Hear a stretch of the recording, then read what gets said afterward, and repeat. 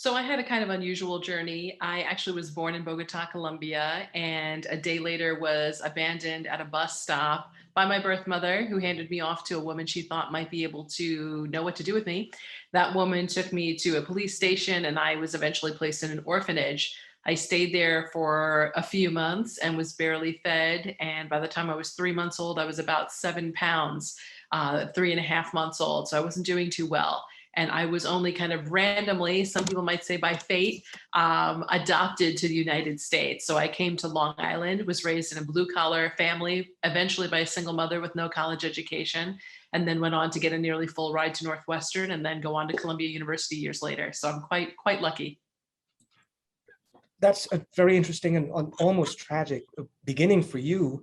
Um, what was it like growing up as you were born a Colombian, you grew up in Long Island Italian family. What was the experience like? Did you feel like an American, or were you very conscious of your beginnings? So I remember becoming a citizen. I was 4 years old and I was in a courthouse with a little American flag, which I kept for many, many years. And I waved it on my mom's lap when I actually became a citizen.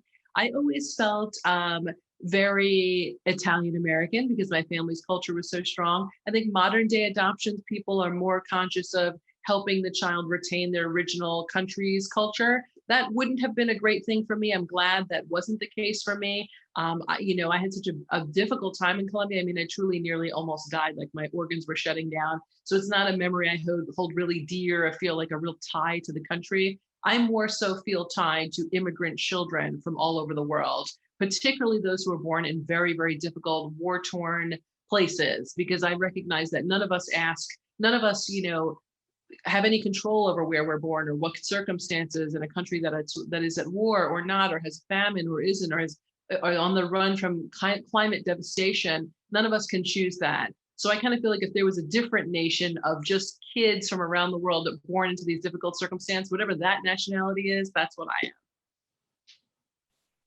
And what was it like when you learned about your heritage back in Colombia? And what did that prompt in you in terms of your personal life and your career? So it definitely, I don't know a lot of people born in a place of that level of poverty where it is actually extremely common for children to be abandoned. Colombia has an enormous orphan population, of which I was one. And so I feel like I definitely have this very important thing about me that is with me, has driven my entire life in terms of wanting to be a person who worked for humanitarian good, which is why I've written a book about immigrant children called The School I Deserve. And so that's out right now, and it's about immigrants who are forced to fight for the legal right to attend public school. So I care a lot about immigrant related issues. I always have. I recognize the potential of all children, which is like something I think other people don't. The beginning essay of my book is called From Colombia to Colombia in 40 Short Years, meaning the nation to the university. And that's not a typical leap. But it's a type of leap education can afford. So that's been top of mind throughout my career. And you talk about the value of all children. And I think of those images from the border of the patrol officers on horseback, apparently with whips, trying to drive away Haitian asylum seekers. Talk a little bit more about how you've seen the value of immigrants, how they've been valued in the US, children, adults, whoever, and how does where they come from, which they have no control over, affect that? So when I see pictures of young people coming across the border, I'm thinking more of unaccompanied minors as a big example. They've been coming over by hundreds of thousands over the last several years, with a major uptick in 2013 and then again more recently. And what I kind of think about is the genius that's coming across this border. There's literal genius coming across. So there's there's enormous amount of human capital, potential, brain power that I see in immigrant children. As a matter of fact, when I had spoken several months ago now on Instagram about having been born in this orphanage in Colombia born and eventually relinquished to this orphanage called Fana. And I mentioned that and I was like, I bet I was, the only one who went on to get an Ivy League education. And it turns out there was a woman who reached out to me and she was like, you know what? I was in that orphanage too, a few years behind you, and I'm a Cornell educated civil rights attorney. So to me, all that proves is that it is only opportunity that separates us. That's it. It's not that I'm better, I'm smarter, I work harder, there's something innately fantastic about me. It's really just opportunity. So when I see people coming across the border, and I think if we could give these folks the opportunity, we will benefit so mightily from the genius and strength and intelligence they bring. And on the slide, they'll kind of be like me. There'll be people who are very smart, but who care a lot about immigrant issues and issues surrounding poverty. So to me, I kind of feel like, okay, these are players that are going to kind of be on my team here in terms of having similar interests. So it's heartbreaking to see people not just dehumanize the folks coming across, but act as if they offer us nothing. They're just here to suck and take away and leech off of American society. And that just could not be further from the truth. These people just want a chance for safety, a chance to have a home here, and not a mansion, a little home that's safe for their family, an education for their children. Their desires are not, pie in the sky outrageous at all. Opportunity, certainly. And this idea of focusing on what they come with, what assets they have, what strengths they have. They know another language, they're going to be bilingual. That's one of the simplest things to point out. Crossing a river or a sea or a desert, that takes courage. We believe that immigrants self-select for those who are inherently ambitious, those who have a certain drive. Why is it we can't get that out into the immigration narrative in today's America? I mean, I'm trying, and I think there are a lot of folks who are trying this, who have kind of crossed those barriers and boundaries that these folks are trying to cross themselves. I try and write in my journalism about these children and reflecting the gifts that they have. For example, I wrote a story about the Sidewalk School in Matamoros, Mexico, which was a school that popped up to serve asylum seeker children who were held south of the border for more than a year, and were just literally kicking rocks underneath the bridge, uniting both countries. There was nothing for them to do.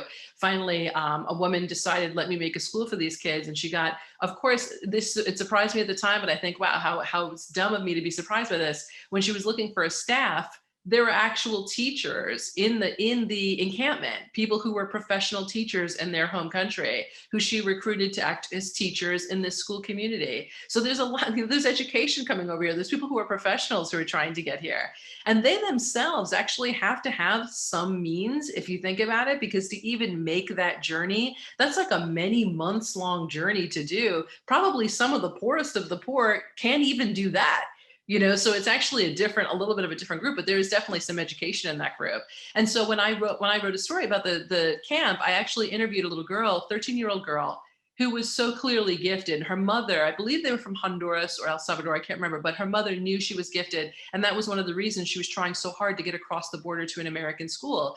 And when I talked to this young girl, she sounded like she was 40. I mean, really mature, really poised. She sounded like our typical high-level honor students in this country. And so it's just like, we basically have a high-level honors student just south of the border who's trying to get into our school system. And she's not the only one. There are many gifted children who are there, and every child deserves our help and a chance, not just children who are gifted. But I kind of want people to kind of start thinking about, like, they're just like the regular bell curve of all children. Some are super gifted, some are lagging and need to kind of be brought up, a lot are in the middle. But I kind of feel like it's up to us to give it, to extend an opportunity to all of those children and mine the gifts that they can give us. And they are many, many, many. Thank you for that reminder. And even in the immigrant integration field, we still tend to paint immigrants with very broad brushes. We still tend to think of, well, if it's a particular country like Haiti or Guatemala, then we have certain assumptions about who they are. And in the same way that the anti-immigrant movement can do that, paint immigrants and refugees with very broad brushes, it's easy to fall into that trap ourselves. And we need to remind ourselves that just like the immigration system is a very complex system, immigrants who are coming here are not just one thing. There are many, many different things. And this idea of emphasizing those qualities that they have that drove them to go thousands of miles on foot or by train or on a boat, that is something pretty extraordinary. And it's been a consistent thing throughout US history. And that is what has helped create the greatest economy in the world and the greatest cultural powerhouse in the world. So maybe one thing has something to do with the other, right? Oh yeah, I mean, these are a really remarkable group of people. I mean, the girl at the heart of my book that, The School I Deserve, traveled on foot at age 5 from Sudan to Chad, lived in a refugee camp for 12 years, came over to the United States in 2015 and was illegally kept out of the public school system. So it was like, here's this young girl on foot driving with momentum for a dozen years or more, and just stopped short in America because she was illegally kept out of the schools. Now, thank goodness she fought a federal lawsuit against the school district and won, and was admitted to the school. But these folks have a lot of momentum. As hard as they're working to get here is as hard as they're going to work once they're here. And yes, the child's family at the heart of my book has been on welfare for a few years, but the kids are one by one going to college. The oldest is in community college. The next one is now enrolling in college. So now you're in one generation, and in a matter of 5 years, you went from welfare to some college, if not a bachelor's or a master's. I feel like every child in her family, each one will do a little more than the next. That's a pretty remarkable thing. So yeah, we can't, sure, people might need some help when they first get here for a bit, but these are some hardworking people. And I know that given the opportunity, given a chance, treated humanely, and embraced by the best of this nation, that they will do great things, and certainly their children will do remarkable things. It's something I keep reminding, especially K through 12 educators, that what you just said, how far the children of immigrants go compared to their parents once given that tiny little thing called opportunity, that vehicle of education. Brown v. The court case that allowed all children to be able to get to school, Board of Education. We always need to remind ourselves of these things. Joe, thank you so much for joining us for this little chat, and we will be seeing you in a few minutes for a discussion with several other experts.